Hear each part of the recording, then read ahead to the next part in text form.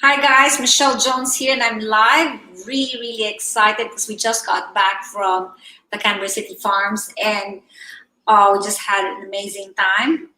It was really cold when we got there. It was about 5 degrees when we got there this morning, but that didn't matter because it was just I was in my playground. I was surrounded by herbs, and just the most exciting thing for me not being able to enjoy my garden because we're here in an Airbnb.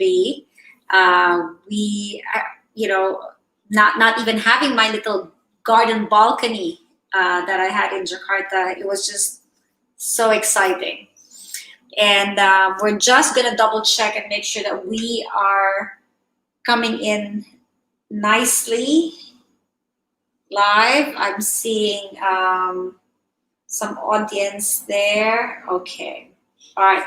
So we're live in, I think, about 7 platforms today.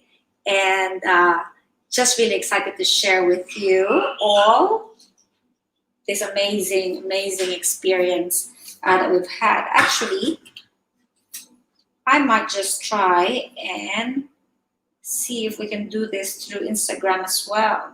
So just bear with me, and I'm going to set this thing up and have it for Instagram too. How's everyone today? How's your Sunday going? We started really early. I'm glad you joined us. It was a little bit confusing because I made changes with the time and it didn't reflect the time properly. So I apologize for that. So I'm glad you're here and you're able to watch this. So excited, Abs. Really excited with my herbs. So you'll see it there in the background. Let me just see if we can do Instagram at the same time.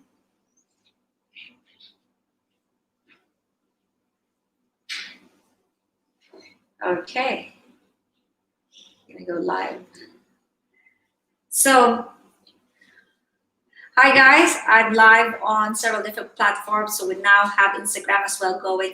So what's happened this morning, if you guys saw the live that I did on my personal page, so all of you that are actually friends and family would have seen that on my personal page, we were at the Canberra City Farms, and it was really exciting because we wanted to just do something different, being back in Canberra, being back home, but not quite home because all our stuff's in Jakarta. We thought we'd make sure that this experience back home is different from just, any other time that we're back here.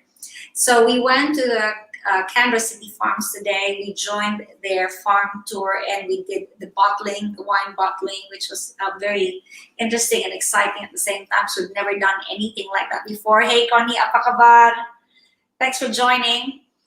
And just realizing because I've got Instagram here, I'm not going to be able to see what's happening on my personal page. So all the comments that I'm going to see on this platform here is going to be from the pages, not my personal Facebook. But please, if you have questions, go on the personal Facebook. If you're from there, type up your comments, say hello, and I promise to get back to you guys, at the end of the show. Or I might even be able to start scrolling later on.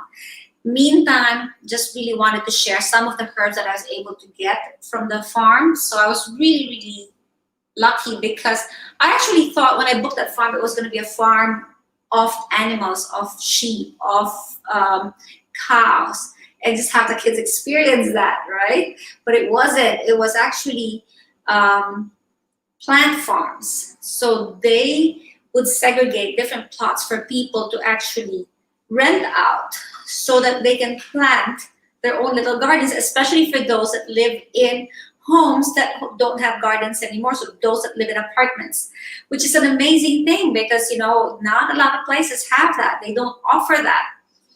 Okay, so what do I have here? This are, if you join me live today, some of the herbs that I was able to request for. And this is yarrow, and I'm going to take it closer to you. So when you cut up yarrow, you literally just cut it up. You don't pull out the whole plant. The plant has to keep growing. There was a lot of yarrow there, so I just got some yarrow. Yarrow is something that I love, and I have this in my garden in Nichols, which I can't visit because it's being rented out at the moment. But this little plant and this little stem, actually, if you have a nosebleed and you put this up your nose, will actually stop your nosebleed. It's an amazing, amazing herb because it takes care of, it stops bleeding. So if you have really strong menstrual cycles or menstrual bleeding happening, yarrow is something that will actually reduce the bleeding. So we're only talking, it's not about stopping the bleeding because that's not normal to stop your menstrual cycle. But in some cases, when the bleeding is too much, and some women who actually go through, oh, the term, I lost the term. Amabel, help me out here. So endometriosis, that's the one. With some people who suffer from endometriosis, they have a lot of bleeding that happens during their periods, especially when they're close to menopause. And yarrow actually helps with that. Yarrow can reduce the bleeding.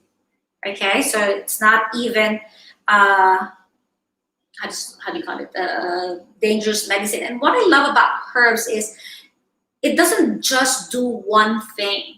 So yarrow is one of those remedies that also helps you with gut issues.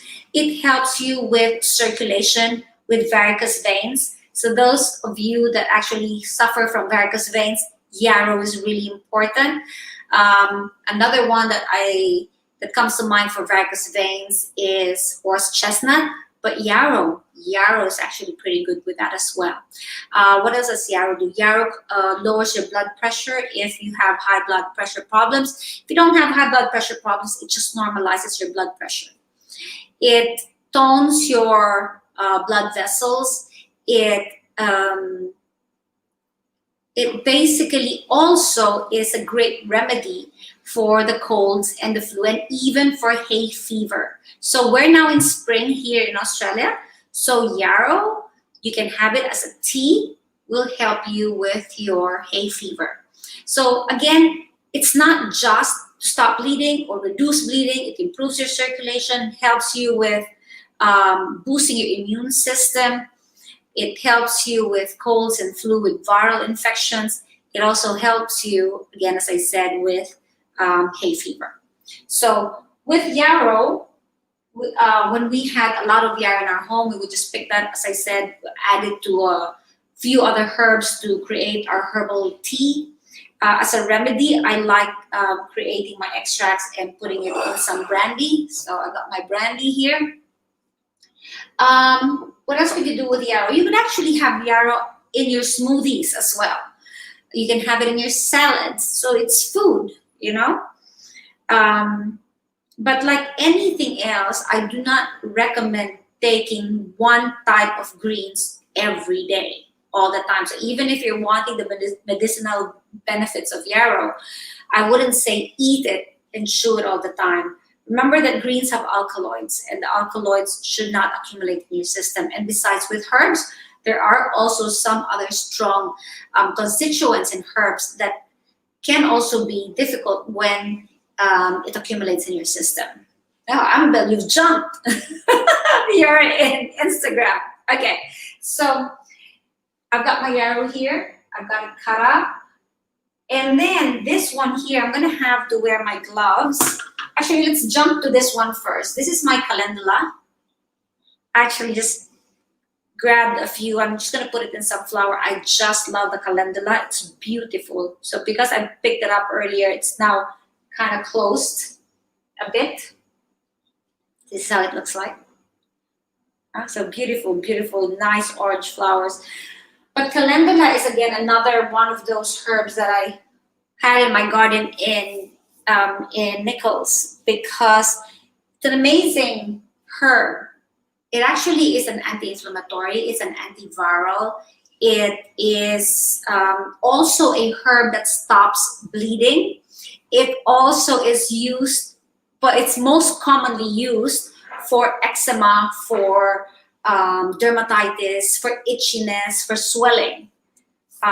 So it's an amazing herb to have. You can have it with your salads. You can cut the flowers and just have it with your salads. You can have it as tea.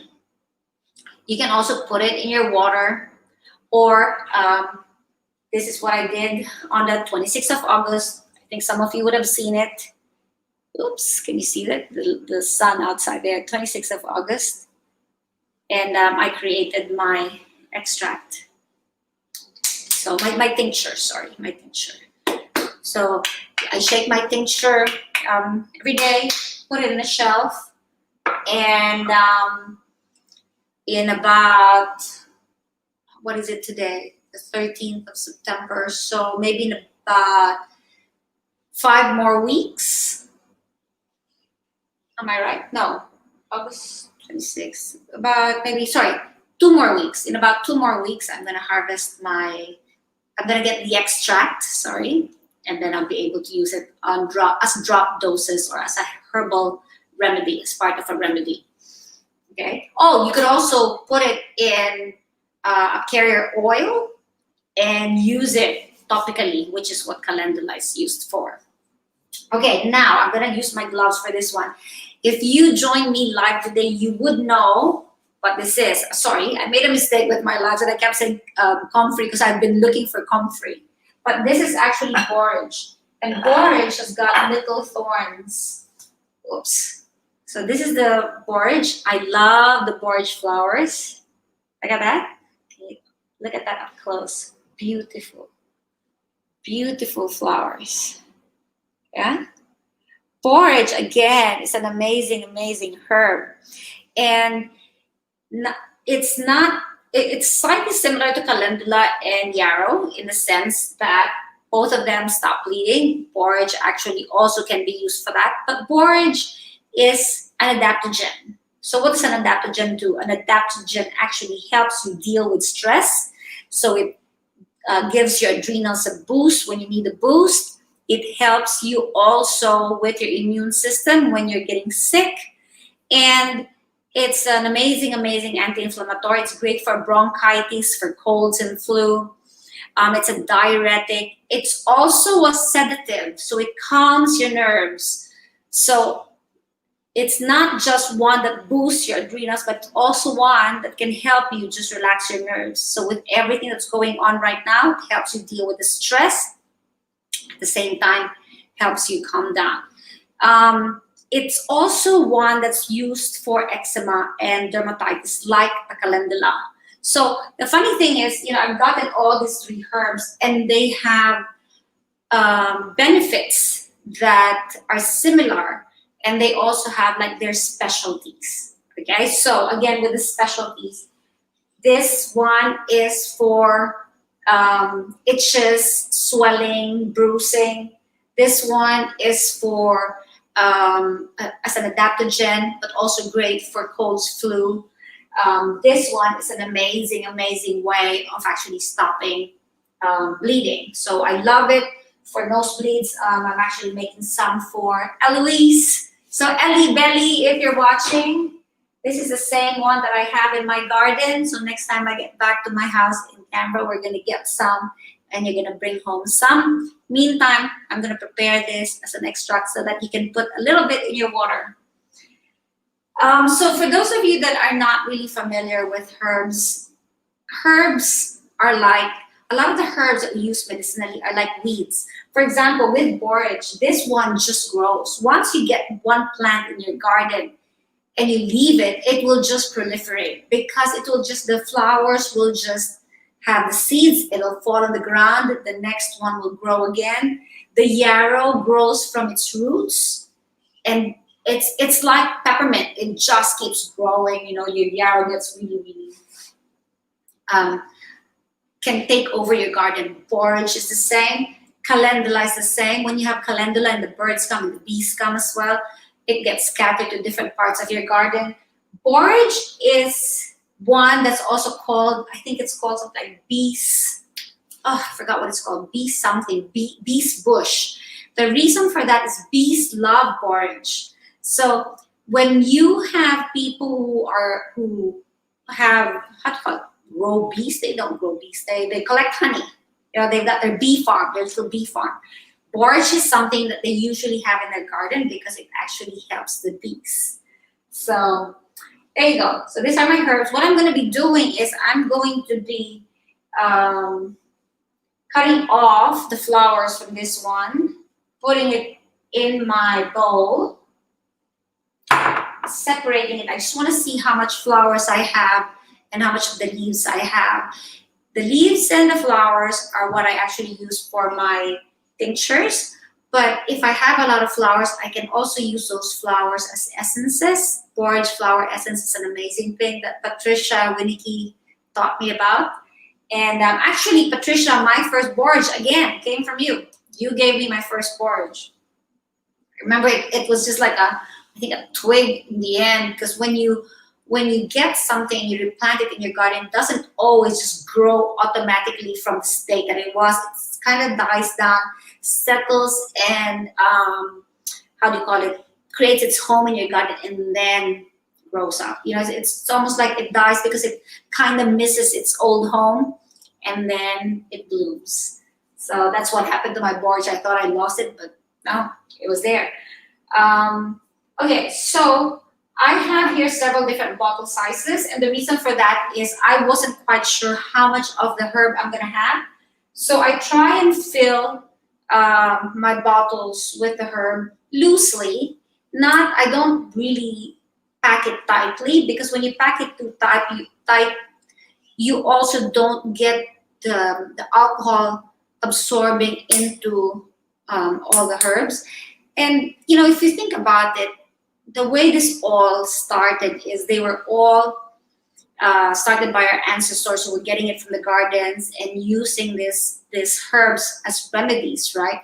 But if you use up so much, how do you make it a sustainable practice for you in your home? So we're not talking about doing this as a herbalist. We're talking about doing this from your home. How you can actually make use of all these herbs and get it in your gardens and then use it medicinally. If you want to be able to use it medicinally, then you don't have to overdo the harvesting of the herbs to be able to use them. In fact, again, as I said earlier, a lot of them you can just use as tea. You can create the tea. It will give you potent results as well. Now, the great thing about the extracts is with a little amount of herb, you can actually create more, how do you call it, remedy that will be able to treat more people. Because with tea, it's basically just you and the people around you. When I create something like this, the extract that I get from this, I can divide between members of my family. And then I can still have the ones that I need for my my special clients, I have to say. So, oh, and for the other purposes, so if I put them in lotions and stuff, so I still have that. So when you want to get started in doing these things from home, just experiment, but ideally, if you're going to create tinctures and extracts, make sure that you join our courses so you understand how to actually properly take the doses. Okay, as tea, we have no problems with that. Okay, just keep taking the tea. But as tinctures, as extracts, you have to know the dosages that you'll be taking. All right, so I've got this one here. So again, as I said, I didn't know the sizes. Looks like my borage will fit in here because I've got a lot of leaves. Oh, borage leaves you can also use for salads. You can also use as smoothies. So we were using almost all of the leaves in our garden here in Canberra for smoothies because they have a lot of vitamins and minerals. All these greens, all these herbs are high in magnesium. A lot of them are high in calcium. A lot of them are high in iron as well. So you can Google all of that. All of this information about the vitamins that are in herbs are already in on Google. You know, a lot of people have spoken about that. So I'm not going to go through that on this live. I just wanted to show you exactly what I'm going to be using with the borage. So unlike the yarrow, the borage has got its stem. And again, as I said, you have to be very, very careful and you have to use gloves. When I harvested this one today, I was able to borrow, the garden gloves, the heavy duty garden gloves, because there are a lot of thorns. Actually, I'm gonna take this closer and I'm gonna try and see if you can see the thorns poking out from the sides. From there, can you see that? You'll also see that the back of the leaves there. If you look at the back of the leaves, let's see the angle. Can you see that? There you go. So again, I'm just showing it on Facebook because I'm both on Facebook and Instagram. Okay, so now what I'm gonna do is oops, this is my bigger bowl. This is my smaller bowl. Put the flowers separately on the smaller bowl and just see how much of the flowers. It's nice to actually see the flowers as well.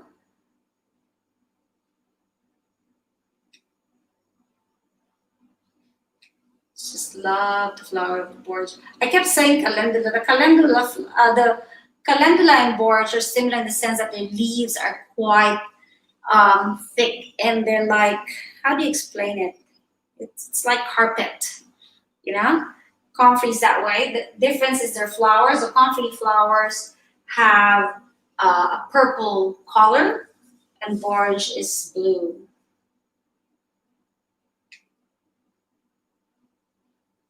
So if you don't like bees or you're allergic to bees, don't plant borage in your garden because bees are so attracted to borage. Oops. Oops. That fell off. Put it there. And love those flowers. There's a lot more because this one was just growing on the side. It wasn't growing anyone's how do you call it, in anyone's patch over there. As I said, it's a weed. It takes over if you're not careful. But they liked it. They liked having it because of the attraction the bees has towards it. And again, it helps the bees with their honey production.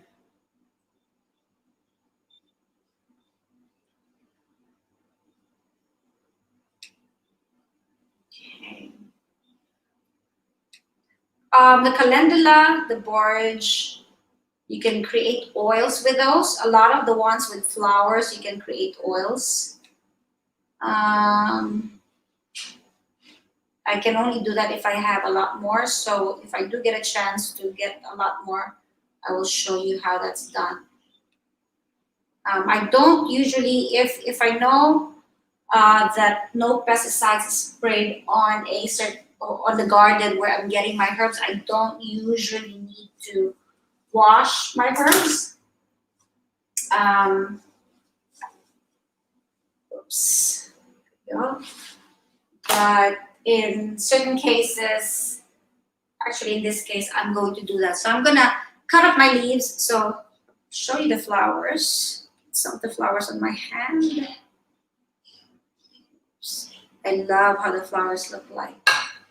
They're so pretty. Okay, those are the flowers.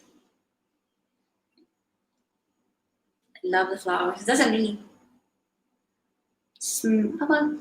It does. It's not the same smell as, like the ilang-ilang or the the rose. It doesn't have the smell, but you use it as an oil because of the medicinal properties that it has. Okay. So the yarrow, I only got from the tops of the plant. I didn't get from the bottom close to the soil. So I might just try and stick it in. I'm just wondering if I can create a big bottle. I might just do a small bottle. So I don't always. Sometimes I do, sometimes I don't. Chop up my yarrow. This time I'm just gonna put it into the bottle.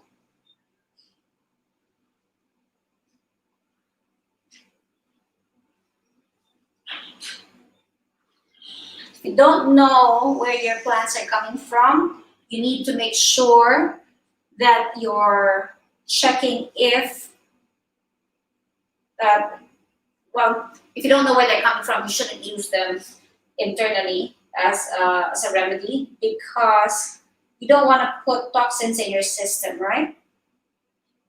If you know that there are no pesticides, then awesome. Okay. So although this one looks quite full, because I haven't been cutting it, and you can see the stems, and I've just been folding the yarrow into putting the yarrow in the bottle loosely, that's going to be enough. This bottle is exactly the right size for my yarrow. Okay. So there's spaces there. It'll be a good space. And then I'm going to put my brandy in it. So let's put this one. You can use vodka. What else do we use? Vodka, brandy. Can't think right now. Those are the two things that I usually use. Okay, and I usually try and fill it up as high, as close to the top as I can. That way, you allow for very little air to stay on the top once you close your bottle. And then I just cover it. Obviously, you have to have a good bottle. Some of the tops that come now with their bottles that are sold in the shops go rusty. You have to watch out for that because that's going to go into your system, right? And you shake. And then I'm going to write the name and I'm going to date this. And then in 6 weeks, I'm going to grab the extract from this one. And it will be a good one for Eloise and for people that are having problems with bleeding. Bleeding varicose veins. Remember, we were talking about that. What else were the benefits? Do you remember the benefits? Say hello and let me know what you think about that. Hey, Anki, apa kabar? Hey, Serene, how are you? Hey, Connie. Okay. I might just quickly look at who's on my personal page just to see what's going on.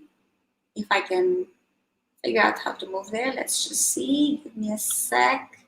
And, tell me where you're joining us from and tell me what is going on and what you think. What herbs have you tried to use medicinally as a tea, as an extract, even as a poultice,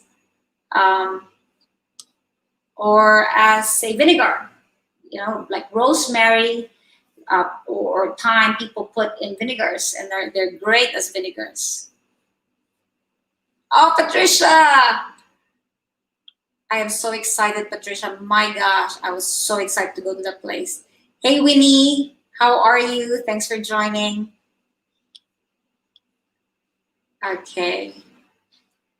Awesome. Okay. So I might just end it with that. I'm going to be doing exactly the same thing with my borage.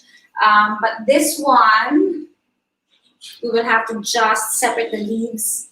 I'm going to be using both the leaves and the flowers. But if I can fill this one just with the buds, then I'm going to use the flowers for something else. Oh, that's right. Borage flowers can be used as cake decorations. So you can put, you can wrap it in sugar and you can use it as a cake decoration. You can preserve it as well. Oops. And you can also, if you're having a dinner party, put some yarrow leaves into the ice tray and you can create your, did you lose me there? No. And you can create your beautiful ice that's got flowers in it. So we don't put the stem in. I just put the flowers. I put the part of the stem that's close to the flower. The reason for that is because there's so many constituents. There's so many benefits on those flowers, on those buds, than the stem. So that's actually quite a lot of porridge that I ended up getting in the end. So we're gonna be using the rest of the leaves for stir fry. So this is what's left. That's what's left. And that's right. I was thinking, I just realized and I just remembered that I did get this porridge more from the top because I wanted smaller leaves. The smaller leaves taste yummier. They taste like cucumber. But the bigger leaves of the porridge can be bitter. So if you want to use it for salads, you want to get the smaller leaves. You want to get the ones from the top. And sometimes what happens is the leaves that are underneath are just left as nourishment for the plant. So as the plant grows and the leaves underneath get old or go brown or wilt and wither, their nutrients are absorbed by the plant, reabsorbed up, so that you can have healthier plants. So see how much borage I've got. Patricia, I've got a lot of borage.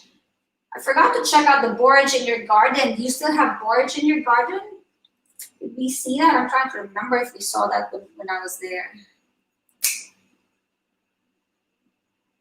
So I love learning about herbs. I'm a herbalist and a naturopath, iridologist, and nutritionist, for those of you that are just joining us now.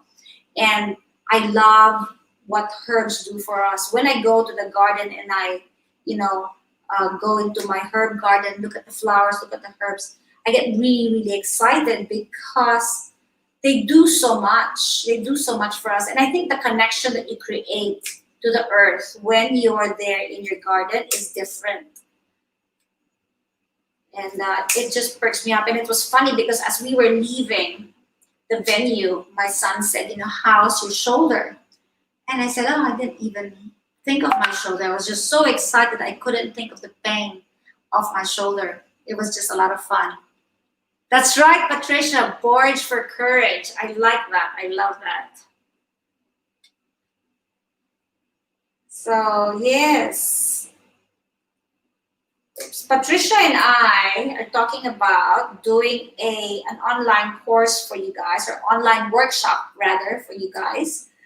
If you want to get into herbal medicine and you want to be able to understand what the different herbs can do for you, we're going to help you with a short workshop. You can join online, of course, and so you can start, creating your little first aid kits at home. In fact, Patricia, what do you think about that? Your herbal first aid kit from home workshop. I think that's a really good one. Something that I used to do when I was back here in Canberra, and it would be a really good one to start, especially that it's spring. Everything is blooming. Everything is beautiful. So again, here is my borage that I'm going to both be eating and creating a tincture from. And with the flowers, I might actually just create a small amount of essence from it. I did get a chance to get a lot, but I'm gonna get more next time I'm back there. Okay, so I hope you guys enjoyed that. Again, if you just want to see, I guess I'm gonna create a bigger container for my borage, and because I've cut it up already, it's not gonna be hard. I want to put an alternate of the leaves and the flowers in it. Again, just roughly I like them more. There we go. So see that, just roughly some of the buds, put it in there, some of the leaves and the buds and the leaves. The rest we're going to be using for salads and stir fry. So you don't need to push them really hard and pack them too much. Hey Shalane, how are you? We should talk about what the herbs are called. I think I might have seen borage in Jakarta, but I'm not quite sure. But I think I've shared this before. Yarrow is daun seribu. Daun seribu. It's like 1,000 leaves, right? Daun seribu because it's got a lot of leaves.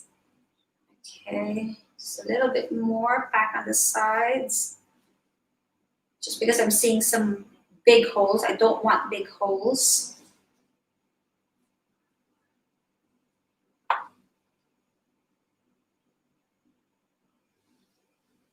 Who among you are excited to actually join us in a first aid, herbal medicine first aid class where we create your first aid kit from herbs? Let me know who's interested so that whoever, the first, let's just say what number? Give me a number, maybe 5. The first 5 people that actually raise their hands will get a discount from us. We'll give you a 5% discount for being the first 5 to actually tell us that you're interested to join our herbal medicine workshop. There you go. Okay, fine. We'll make that 15%, but only for the first 5. So if you want to learn about herbal remedies and how to create your herbal first aid kit, let me know straight away, and only the first 5 will get a 15% discount for our herbal medicine workshop. There you go. I think that's good enough. See that? And then we'll put the brandy on top. And then we've got our, oops.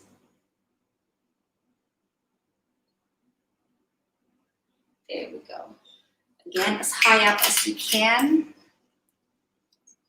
And where is my cover? Here's my cover.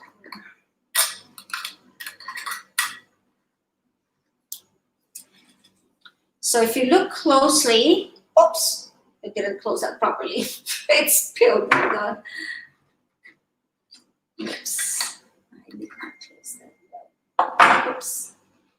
Okay, so if you look at that closely, there's no big gaps. I don't like big gaps when I fill up my bottle. I don't squeeze them too tight, but I also don't like big gaps. Okay, see that? No big gaps. Okay, whoop. And remember, you shake, shake, shake. Shake, shake, shake. Okay. I hope you enjoyed that one. Let's put that here. Let's put that there. And I hope to hear who's going to be excited to join our course. And oops, just sending my waves.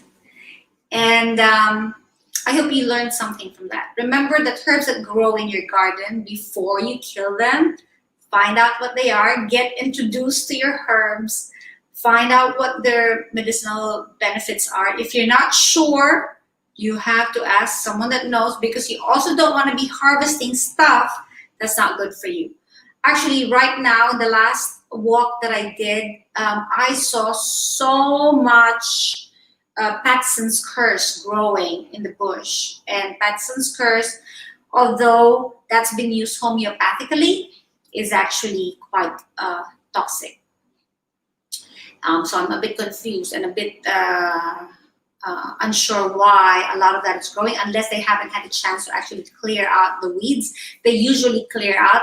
I'm excited to see St. John's coming up. They clear St. John's as well, so hoping to see them before they get cleared. But yeah, Patson's first, you don't pick up those because they're, unless you know what you're doing, that can be very toxic. So I hope you guys enjoyed that. Again, we talked about yarrow, which I've created my tincture for. We've created the tincture for borage. We're gonna create the flower essence for borage shortly. And here is the one for the calendula. So know what your herbs are, know what they're good for.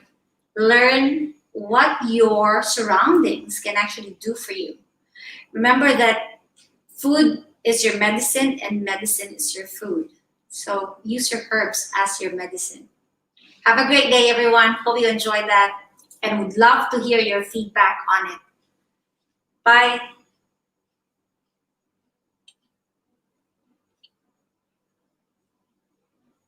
Have I answered all your questions? I did. Catch you again shortly. Bye-bye.